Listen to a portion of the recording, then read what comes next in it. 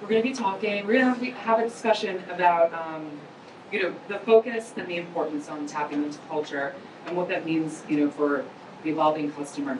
So, and Melissa's got a really wonderful POV from the knot. So let's dig in. Melissa, let's start with cultural relevance. What does cultural relevance mean for you? Yeah, so when I think about brands that are culturally relevant, I really think about ones that identify and adapt to the trends, the values, and the insights that their audience really has, and makes it culturally relevant to today's culture. They're really tapped into what's going on in the social climate, political climate, economic climate, and they really understand the nuances and the behaviors that their audience has. It's more important than ever today to be culturally relevant. Millennials and Gen Z are very embedded in culture, and so if that's not part of your marketing strategy, it really should be. Culture is super important and drives a lot of conversation that we see. And I wanted to just share one of my favorite podcasts from Adweek is called The Speed of Culture. And I was listening to an episode this past week with Dr. Marcus Collins from Wieden and Kennedy, the Chief Strategy Officer there. And I just wanted to share one of his quotes. He said that brands must understand what they mean to people. If their desired meaning is incongruent with how people see the brand, it's time to close the gap. Audiences are choosing brands and saying, the brand sees the world the way I do, and because the brand sees the world the way I do, I use the brand to express my identity. And it's not about the brand, it's really about me. So I just thought that this was really poignant, quote to share and just really exemplified that meaning of cultural relevance. I agree. So, I think you and I were chatting earlier this week, and we were talking about, the interesting piece that marriage brings to the table, right? There is this marriage and the ceremony of getting married, right? So rich in culture, but also very steeped in tradition. So how is culture and the evolution of culture impacting your industry of weddings and marriage? Yeah. It's a great question, and as you said, weddings and marriage, deeply rooted in culture. We've seen a lot of this shift in the past 10 years. Cookie cutter weddings are no longer. People are really creating weddings that are an authentic reflection of who they are, their personalities, their relationship. We're seeing a lot of those traditions of tossing the bouquet and the garter. No one's really doing that much anymore. They're flipping traditions on their head. They're walking down the aisle by themselves or with both parents or together as a couple.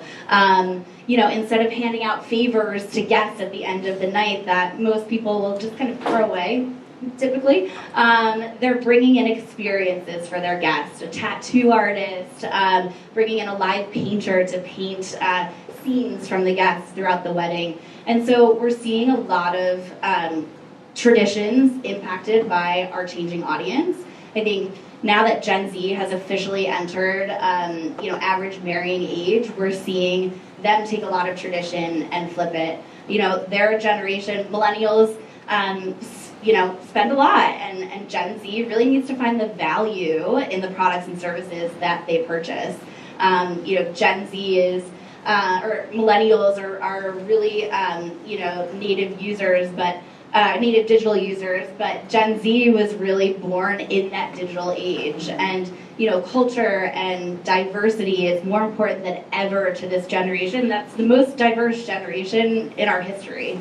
So it's really important, that we're looking at that customer and making sure that we're responding to them and their needs and their wants and their desires. I love it. All right, so keeping with the theme of evolution, how can data play a role in staying relevant with current and future audiences? Actually, it's a twofold question. And what role does data play in knowing your audience and creating a strategy that helps you capitalize on those cultural moments? Yeah. Data is so important, as you all know. It really helps to define your strategy. It really helps you to understand your customer. last year we went through a brand transformation with The Knot to really respond to our evolving customer with Gen Z entering that average marrying age. We did a complete rebrand with our identity and our voice, our visual identity and voice.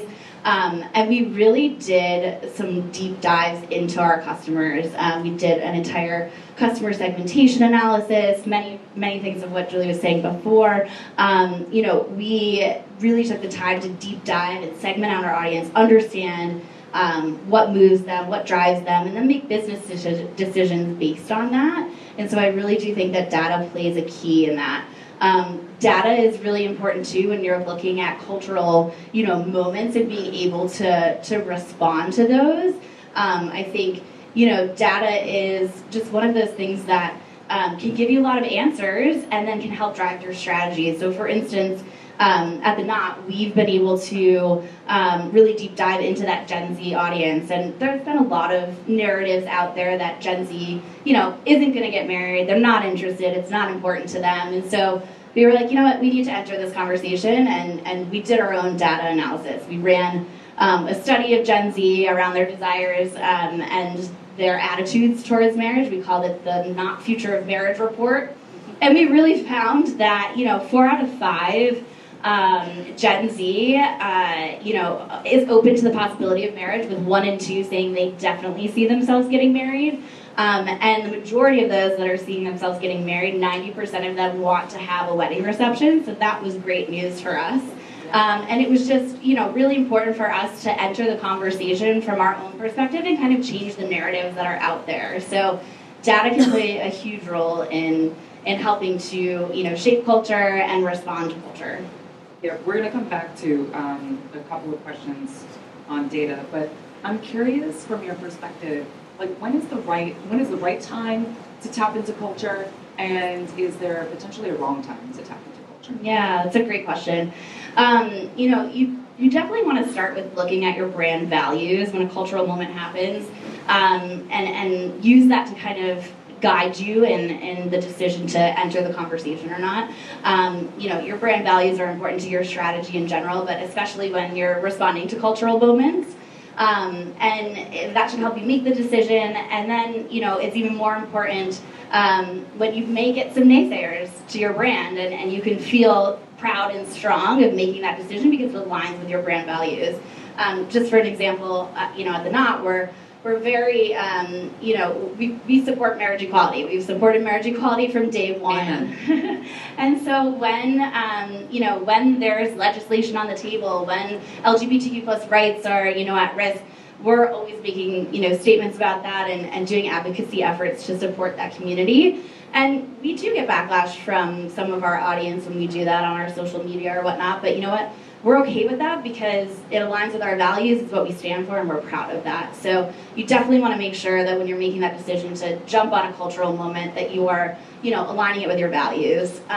You want to assess the conversation. So social listening tools are really helpful in, seeing what your audience is saying. Is there a lot of chatter? Is it positive? So definitely, make sure that you're analyzing that social conversation. And I think it's important not to try to replicate someone else's, brand strategy or brand voice.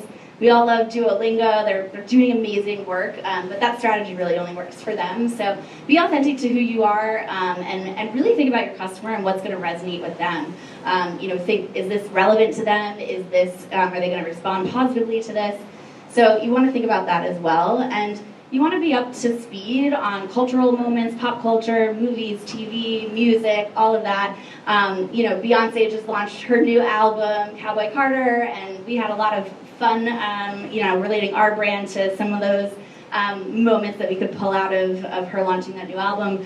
And be up to date on current events, right? So sometimes it's important if it aligns with your brand and your industry and makes sense for the products and services that you have to respond to cultural events, or to respond to current events, whether it's local or national or international. So just make sure that it aligns with who you are, and you'll be good.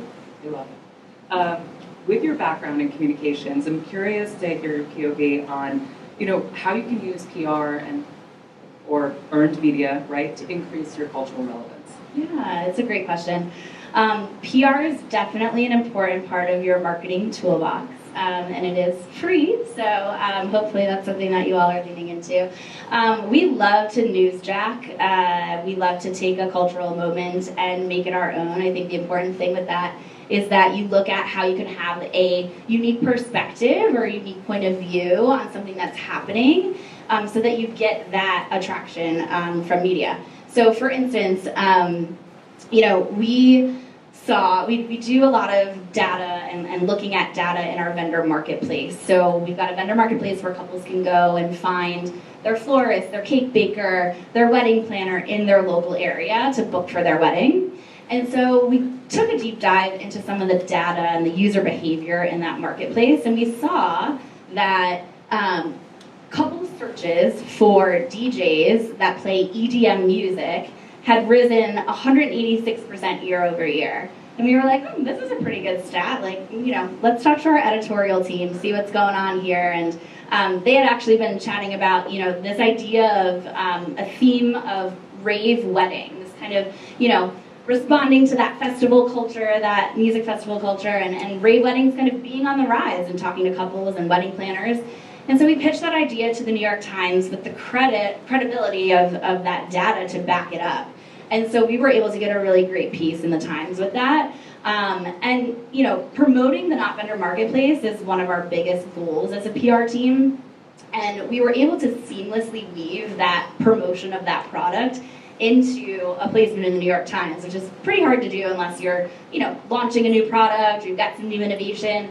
But because we were able to say that couple searches on the Not Vendor Marketplace for EDM DJs increased 186%, we were able to get a really great mention there and help to raise that awareness. So that was a good one. I loved it. That was my favorite stat of when we were chatting. So how does communication support the overarching marketing strategy, and how can brands in this room best utilize comms to drive their messages and connect with audiences? Yeah, I think it's as I mentioned, it's a really important part of your toolbox. It's a channel that can really, reach audiences in addition to all the other marketing work and the other marketing channels that you're utilizing.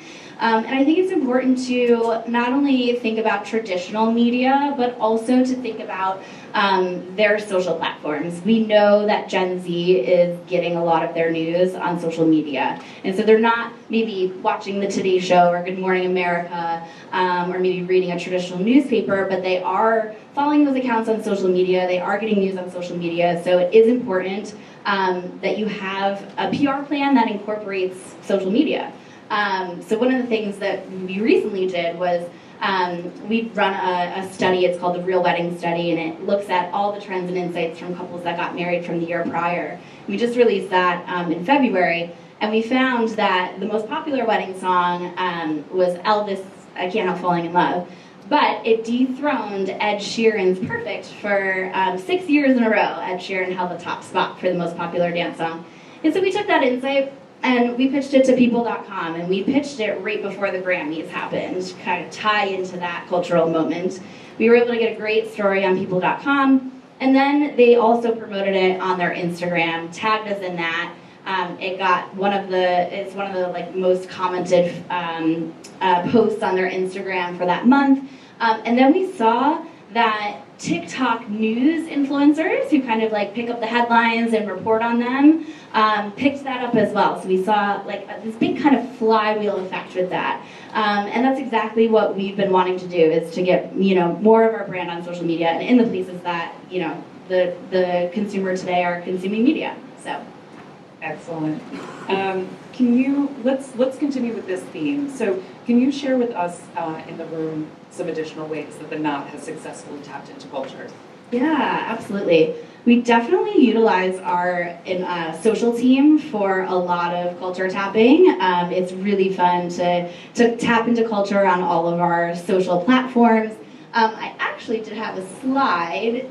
There we go. If you want to go to the next, perfect. That's just a collage of some of the fun social successes. We really tap into memes, so I love this one with Prince William and Ayo, you know, and talking kind of about that guest experience, and tying it back to weddings. Maybe you all saw this moment when Emma Stone accepted her award and she got all flustered. Her dress had actually ripped right before. So we kind of tied that to, you know, giving your wedding reception toast, and we did a reel on that, which was really popular. Usher was giving us wedding wardrobe goals at the Super Bowl. I don't know if you saw that, but he was wearing this fabulous white outfit with like a really great cape. So that was fun to tap into. And if anyone is familiar with the concept of golden retriever boyfriends, that's been, you know, trending on TikTok. And so we kind of did our own take on golden retriever boyfriends with our editorial team and wrote some content about it and then drove traffic to it through our social. So that was really fun. So in your opinion, what are the signs that indicate a cultural moment is actually like ripe for the taking, right? Or ripe for brand engagement, and how can brands capitalize on these opportunities effectively? Yeah, I think if you can join the conversation with a unique perspective and something that hasn't been, you know, tapped yet, you definitely should do that. So you should be, you know, listening. You should be looking at the influencers that are in your space and what they're talking about. They usually have their, you know, finger on the pulse of what's trending. So definitely follow those and understand what's popping off with them. Use your social listening tools to understand what your audience is talking about and what's resonating with them. And then, like I said, you want to have your own unique perspective and your own point of view there. Actually, if you could go back to that one slide. You know, obviously the housing market, the one before, thank you. The housing market is definitely such a hot topic right now, right? So we were like, how can we kind of, you know, get our own take on that and join the conversation? And what we did was we looked at our wedding registries. So couples can register for gifts and other things on the knot. One of the most popular things being cash registries. So it's no longer taboo to ask for cash as you're getting married. And we found that one of the top 3 topics that people are creating cash funds for are homes and home down payments. So what we did was we looked at the data and we saw an increase year over year on that. And then we partnered with Zillow to really come out with a co-branded PR campaign just around, you know, what's going on in the real estate market, what's going on with young couples that are just getting married, and how are they utilizing their, you know, their wedding to actually help them make that next step in their life stage and buy a home. So this was a really fun campaign that we partnered with Zillow on. We got a lot of great press. We got a lot of great press with our brand in the headline, which is like, you know, a gem, always an ultimate goal. So that was really fun. All right, so shifting a little bit, we both know that the digital landscape is fast and ever-changing, as well as the social landscape. Do you have any suggestions or advice, right, on how brands can remain agile and adaptive in the response to these like really rapid cultural shifts? Yeah, they happen really fast. And so it's important that your team or you have some folks dedicated to just strictly kind of monitoring and understanding what's going on. We actually have a culture comms person who is constantly scouring social media, the news, understanding what's going on, and then really making recommendations on how we can tie our brand to, you know, the current events or what's popping off on social. And that's a daily thing. Our social media editors are obviously really, you know, deep in social, so they're seeing a lot of the conversations. We've got social listening tools. But I think it's also important to take a step back and kind of define these types of cultural moments that you'll want to respond to as a brand so that you're a bit better prepared to respond to them. You know, figure out what's important to you or what you would want to join a conversation on, and then make a strategy around it and just prepare for those moments. You know, maybe that means templatizing, you know, an asset for social media that you'll use every time something happens, or even just like tapping your data analyst at the company and saying like, hey, these cultural moments happen really quickly, and if we can tie some data, from our user behavior or a product or whatever it may be to this cultural moment, like we'll want to do that and jump on that quick. So create that reactive process with them so that it's in place before it happens, and then you can quickly jump on that. So smart. All right, so beyond the traditional marketing channels that we've chatted about, how can brands leverage emerging platforms and technologies to maximize their cultural relevance? Yeah, I think there's definitely emerging platforms. I mean, social is the one, we know, as I mentioned, younger generations are really doing everything on social, so staying up to speed on the social platforms and, what new ones are coming out. I think influencers are a really great way to tap into culture. Influencers can really help elevate your brand. And when it's, organic ties to those influencers and their own life, it makes it that much stronger of a connection and help to promote your brand more. And yeah, I think you just need to kind of stay up to speed on what's going on. And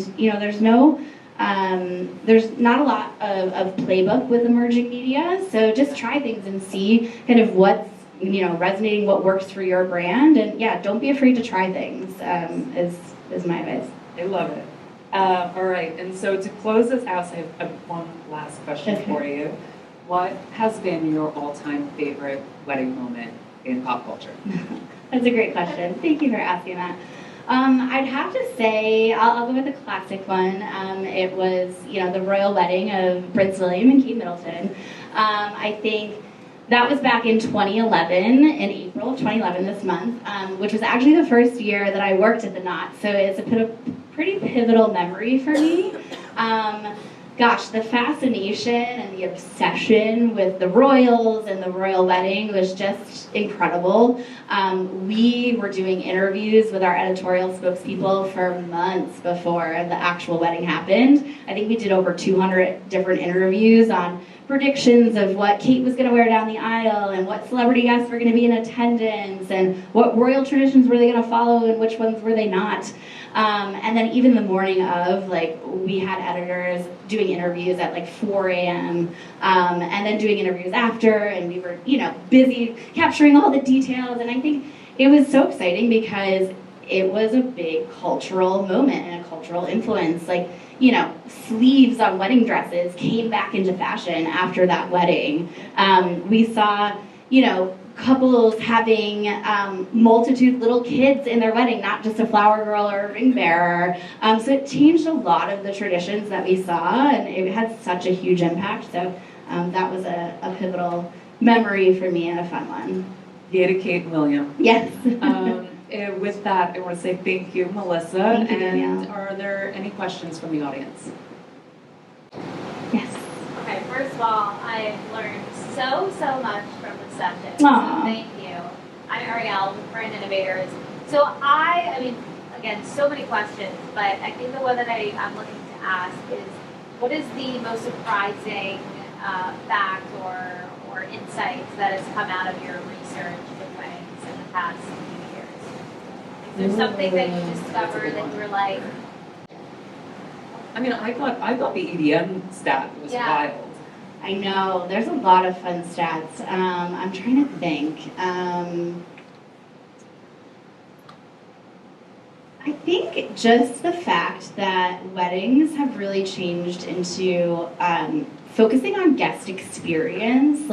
People want to make sure that their guests have fun and they have a memorable night. And so a lot of couples, the number one thing that they say that's most important to them about their wedding is creating that guest experience. You might not think that that would be the answer from the couple who's actually getting married themselves, but they want to make sure that their guests are having fun. And so you're seeing these trends come to life that are really about entertainment and kind of stretching the limits of what people are having at their weddings, from performers and entertainers and all these really fun things focused on making sure that the guest has a great experience. I was talking about favors earlier. People have gotten rid of giving favors and they're bringing in, food trucks and late night eats, or maybe they're tapping McDonald's and having them, come and deliver Happy Meals to every single guest. We've seen it all, and it's been really fun to see. I think after the pandemic, when we couldn't be together, is when we really saw the value of weddings and the value of that human connection and getting together and celebrating. And it's been a really great kind of evolution, and then especially with Gen Z coming into the planning scene, it's been really fun too. Hi, I'm Miriam. I learned a lot too, so Oh, thank you good. very much. I imagine that wedding trends really vary by region, state, city, suburban area. So does that play into your strategy, whether it's social or overall? Yeah, the question was trends vary by region, state, etc. Does that play into the strategy? It definitely does. I think for us, because in a sense we are a local brand, because we want to make sure that couples all across the country are coming to us to plan their weddings and finding their local vendors to create those weddings for them. It's really important that we look at the trends in the different regions and areas of the US and then be able to use that to our strategy. So in PR specifically, we do a lot of press in the local markets, and we customize our data to those local markets. I mean, local press loves local data. So if you have anything that's specific to the local market, they're going to jump on it because they want that local angle. So it is definitely an important part of our strategy. Yeah. Hi, I'm Lucy from Brand Innovators. I love your platform, and I wanted to ask, I know that obviously during COVID there was a huge, downturn in the amount of weddings that were happening. So I'm curious what the Knot did to pivot during COVID and what you guys learned that you carry forward now. Yeah, it's a great question. Thank you for asking that. I had a written note to myself about touching on the pandemic, and I didn't get to it, so this is great. So yes, in 2020, when the world shut down, weddings were canceled, and our couples and even our vendors, because they didn't know what to do, really came to us and wanted that support, and we did whatever we could to be supportive of helping couples understand their contracts with vendors, helping them communicate with their guests, just kind of also just being a shoulder to kind of cry on, honestly. These people have been planning their weddings. The average length of planning your wedding is about 14 months. And you spend a lot of money on a wedding. So when that happened, it was pretty devastating to us, to the industry, to couples, vendors, everyone. But what we saw after kind of that initial shutdown of the world was that people started to celebrate in their own unique ways. And one thing that came to light was this idea of getting married in a small ceremony in your living room with 3-5 people of your closest family members, or your backyard, and wanting to honor that original date by getting married and doing that ceremony then, and then pushing the wedding reception to when you could do it safely. And so we saw that happening as we were talking to couples and understanding what was going on, and we actually took that opportunity to coin some terms.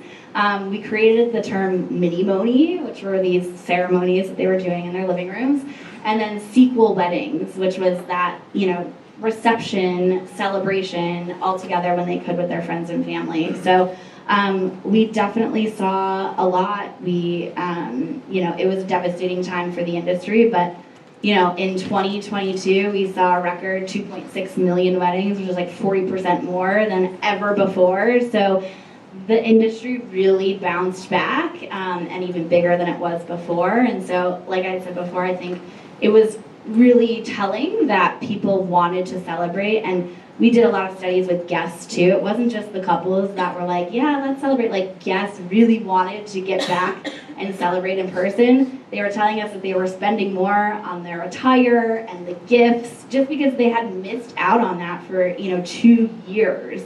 And so that was a really positive moment for our industry and brand. Well, thank you, everyone. Thank you.